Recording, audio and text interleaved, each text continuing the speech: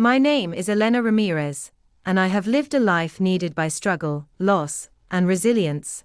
For over 30 years, I've woken before dawn, tying my apron before the city itself wakes.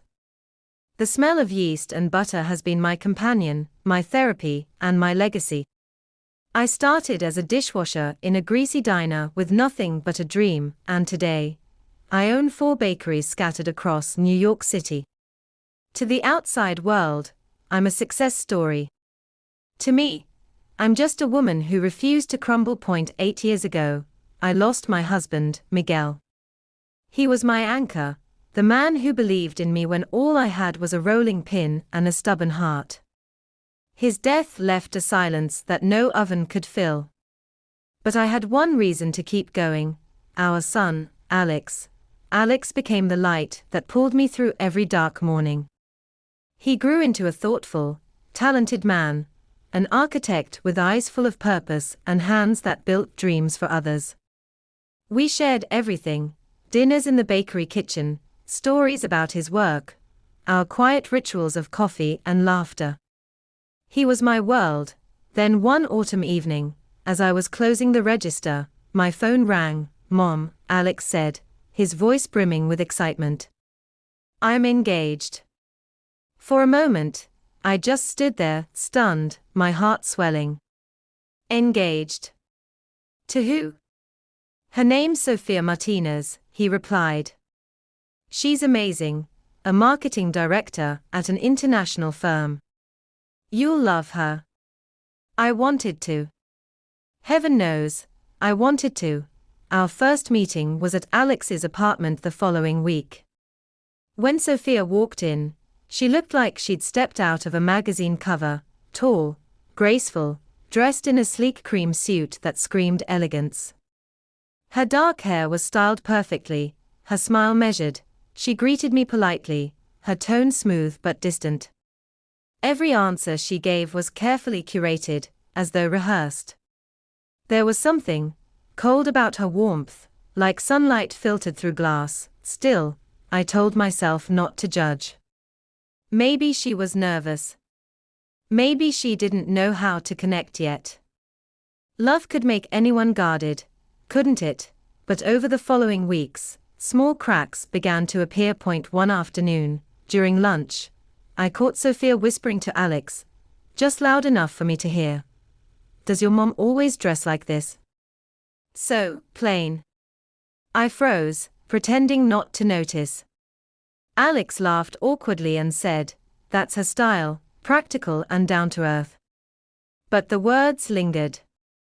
I'd never cared for designer clothes or fancy jewelry.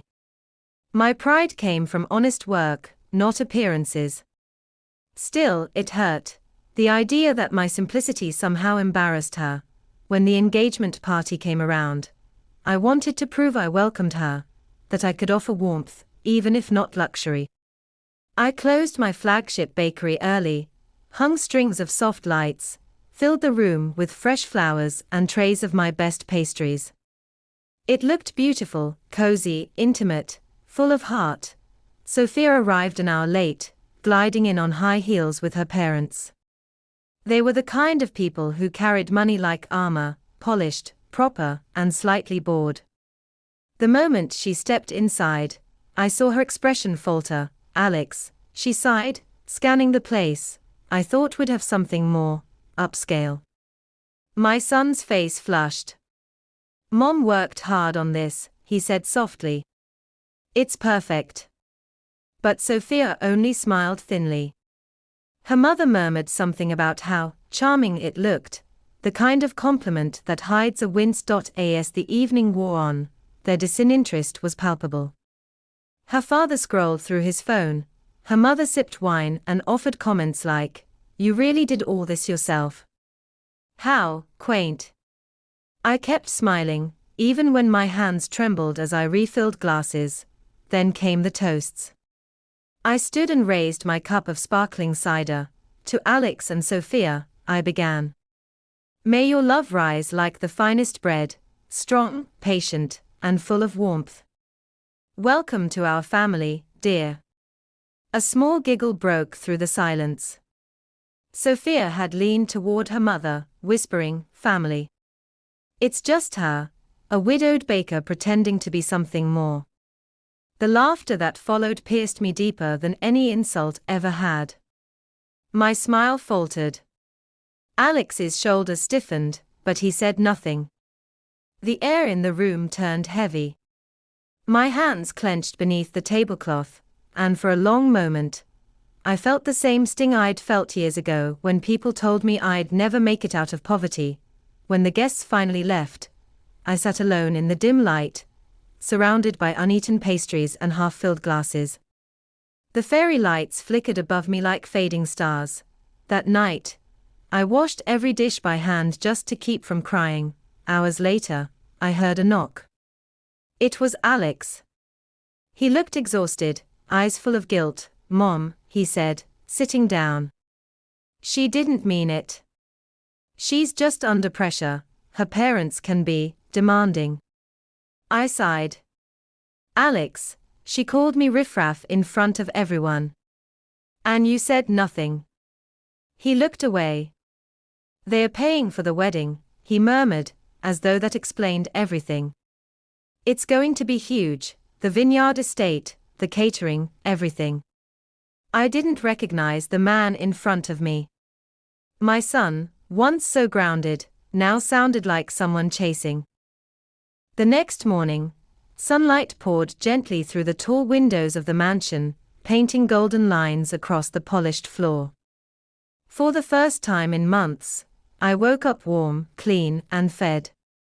Yet comfort didn't bring peace.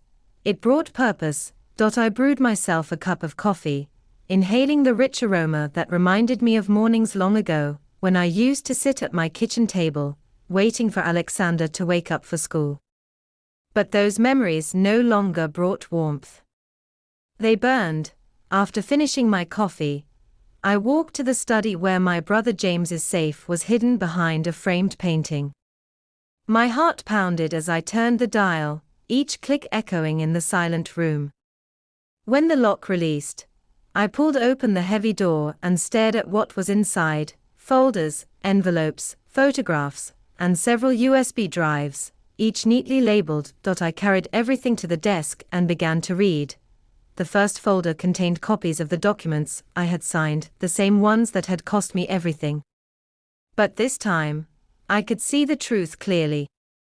The clauses were twisted, written in language meant to confuse. My signature sat beside lines that handed full control of my finances and home to Alexander. Every page was a trap disguised as protection. God, how could I have been so blind? I whispered. The next folder held photographs, grainy but clear enough to make my stomach turn. Alexander sitting in a restaurant, laughing with the same lawyers who had tricked me. Rebecca beside him, raising a glass of champagne. The date on the photo was only 2 days after I had signed those papers. Then came the audio recordings. My hand shook as I pressed play. Alexander's voice filled the room, low and impatient. "Make it sound complicated but legal. Mom will sign, she always trusts me." Then Rebecca's voice followed, sharp and mocking. "She's had that house long enough. It's wasted on her. We'll finally have something to show for all your sacrifices." I couldn't breathe. For a moment, I just sat there, staring at the wall, listening to the echo of their betrayal. The ache in my chest was heavy, but beneath it, something else stirred, a slow, burning strength. James had known. That's why he'd left me this task. He wanted me to see the truth with my own eyes, to reclaim not only what I lost, but the part of myself I'd buried beneath years of blind love. 2 days later, there was a knock at the front door. When I opened the curtains, my heart froze. Alexander and Rebecca stood outside, perfectly dressed, pretending confidence. "Mom, we know you're in there," Alexander shouted. "We need to talk." I didn't open the door. There's nothing left to say. I replied firmly. Rebecca's voice was colder. You think that inheritance is yours? We'll contest it. Uncle James was delusional. You'll lose again. Their words no longer hurt me, they revealed who they had become. I watched them leave, then turned away from the window. The fear that once paralyzed me was gone. For the first time in years, I felt power in my hands again. With Robert's help, I spent the next few weeks gathering everything into order: documents, recordings, photographs, witness statements. The more we organized, the clearer the picture became. Years of manipulation, secret debts, and lies. Alexander had been drowning in gambling debts. He'd taken loans from dangerous people and used me as his escape route. The lawyers were bribed, the witnesses false, the story carefully spun until the world believed I was too confused to handle my own affairs. One evening, while reviewing papers, I found something I hadn't expected: a small wooden box with my name carved on the lid. Inside were letters from James, written over the years but never sent. The first was dated 15 years ago. Sophia, I wish I could undo our fight. You raised me when we lost our parents. You gave up your dreams so I could chase mine. I never thanked you properly. Another, written more recently, read: I see Alexander changing, and it worries me. Please be careful, sister. You give too much, and people take advantage of hearts like yours. By the last letter, his handwriting had weakened. You deserve justice, not revenge. If I'm gone, let this be your chance to rise again. Remember who you are, Sophia, you are strength itself. Tears rolled down my cheeks as I clutched the final letter to my chest. Thank you, James, I whispered. I won't waste this second chance. With every passing day, I felt my confidence grow. I was no longer the broken woman who slept on a park bench. I was the mother who had survived heartbreak, the sister who was reclaiming her dignity, and the woman determined to make things right. Robert and I arranged a meeting with Alexander and Rebecca. We invited them to the mansion under the guise of resolving the inheritance dispute. The dining room was set for confrontation, papers neatly stacked, a fraud expert and notary seated nearby. At exactly 10 in the morning, the door opened. Alexander walked in, his jaw tight, his eyes cold. Rebecca followed, expression smug. They were joined by their lawyers, the same ones who had taken everything from me. I stood tall at the head of the table. Thank you for coming, I said calmly. You've accused me of fraud and manipulation. It's time you hear the truth. Robert opened the first folder. The evidence spoke louder than I ever could.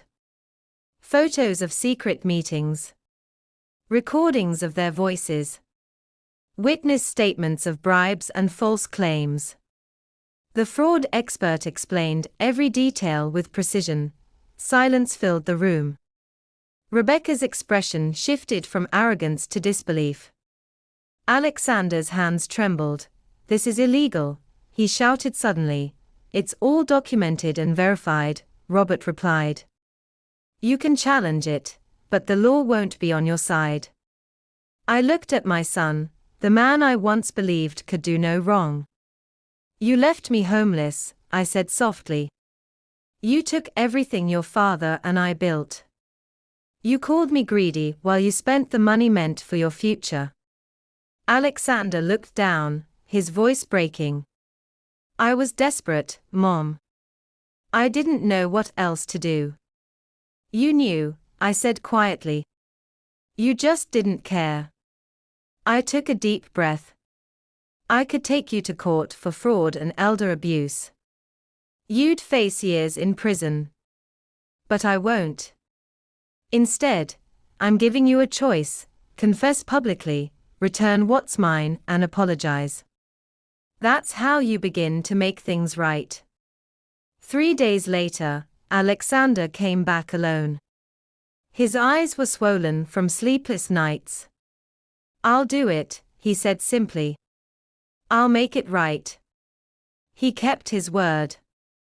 The next morning, he signed documents returning my assets and made a public statement admitting his wrongdoing.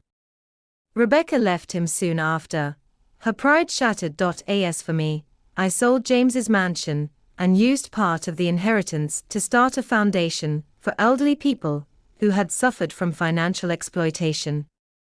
I kept my old home, not as a reminder of pain, but as proof that even when the world takes everything, resilience can rebuild it. Months later, I visited James's grave. The sun was warm on my face, and the air smelled of spring. "You were right, brother," I whispered. "Justice doesn't need revenge, it needs truth." I stood there for a long time, feeling peace settle over me. The woman who once lost everything had finally reclaimed her life.